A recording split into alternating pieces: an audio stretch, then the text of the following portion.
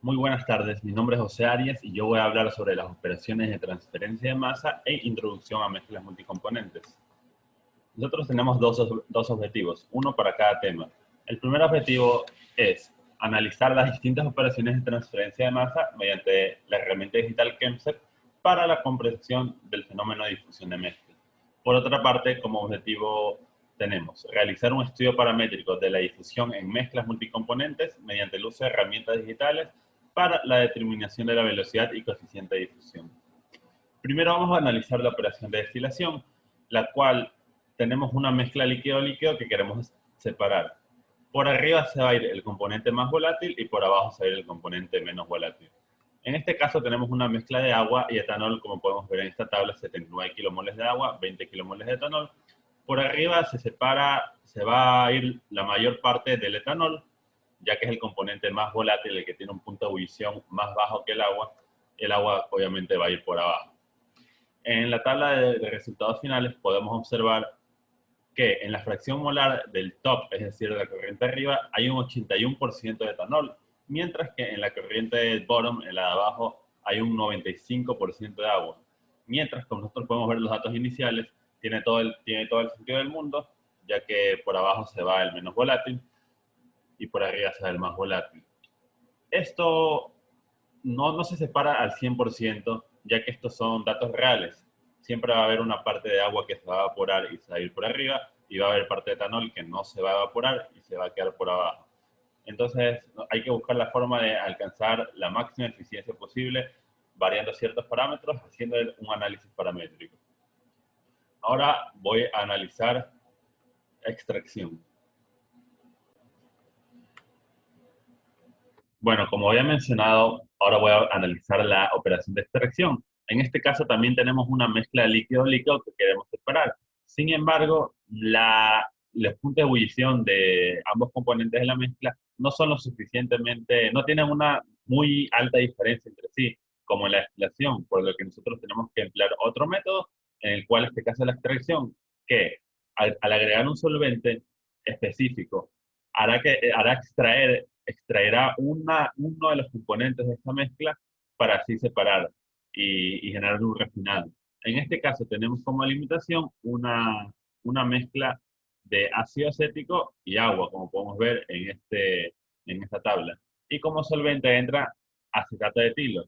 Lo que hace este acetato de etilo es extraer el ácido acético de esta muestra de alimentación y se va por la corriente de arriba.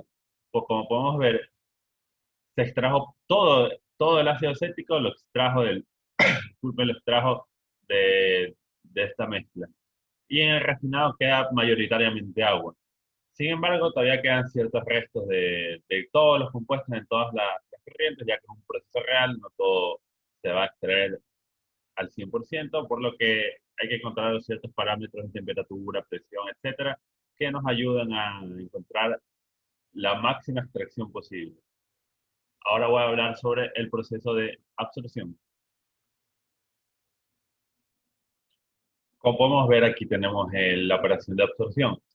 En este caso, lo que se plantea es separar una mezcla de gases mediante un líquido, el cual el líquido va a absorber a uno de los gases y se va a ir por la corriente de abajo, mientras que el gas que no se absorbió va a ir por la corriente de arriba. En este caso se tiene la mezcla gaseosa de nitrógeno y CO2 y como líquido se tiene agua. El objetivo es que el agua absorba al dióxido de carbono y se vaya por la corriente de abajo, mientras que la mayoría de nitrógeno se quede por la parte de arriba. Como podemos ver en la tabla de resultados, sí se realizó esta transferencia de masa. Sin embargo, en valores muy pequeños, no mucha masa se transfirió en esta operación, por lo que quizás se utilizó un método termodinámico inadecuado o condiciones inadecuadas o parámetros inadecuados. Por lo tanto, hay que buscar otra forma de realizar esta simulación, ya que con los datos que nosotros utilizamos no es algo muy eficiente.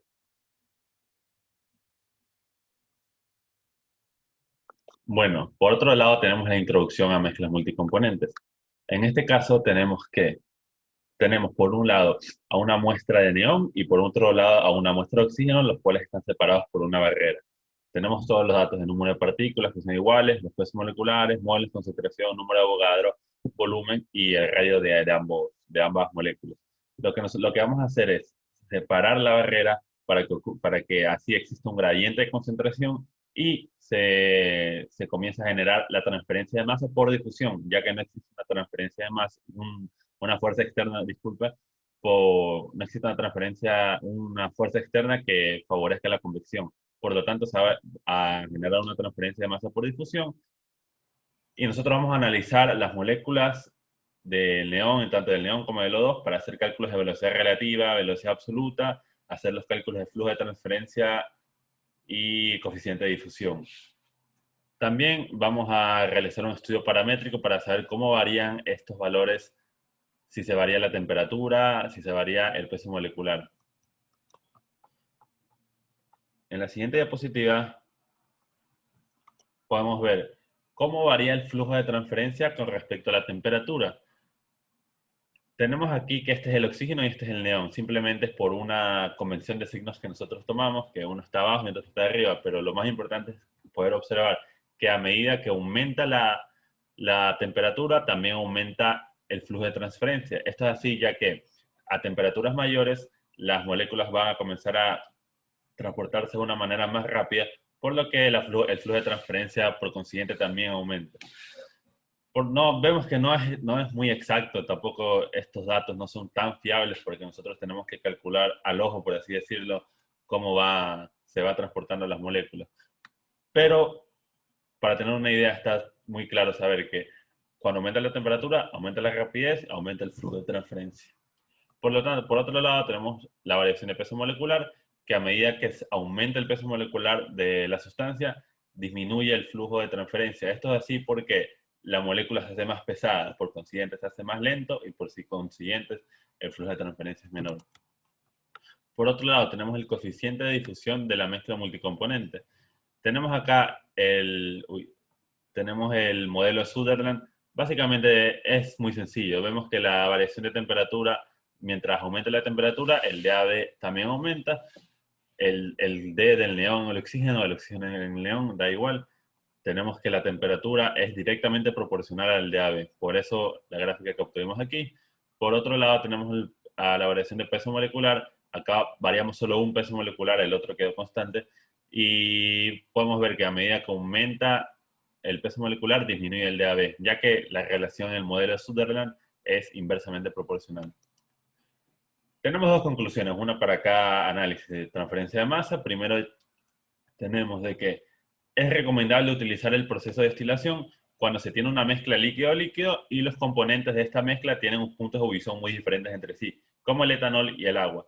Cuando los componentes tienen un punto de ebullición muy cercano entre sí, se recomienda usar la extracción líquido-líquido, pero tiene que tener una diferencia de solubilidad entre sí considerable, para que así el líquido que vaya a extraer a uno de los componentes se lo puede llevar con bastante facilidad. Y por último, tenemos que la absorción es recomendable utilizarla cuando se necesita separar una mezcla gaseosa.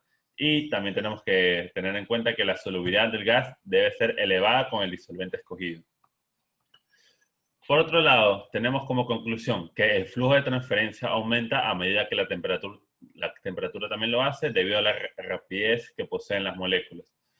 Por otro lado, tenemos que al aumentar el peso molecular, las moléculas van a comenzar a moverse más lento por ser más pesadas y por lo tanto el flujo de transferencia va a disminuir. Muchas gracias. Ya está.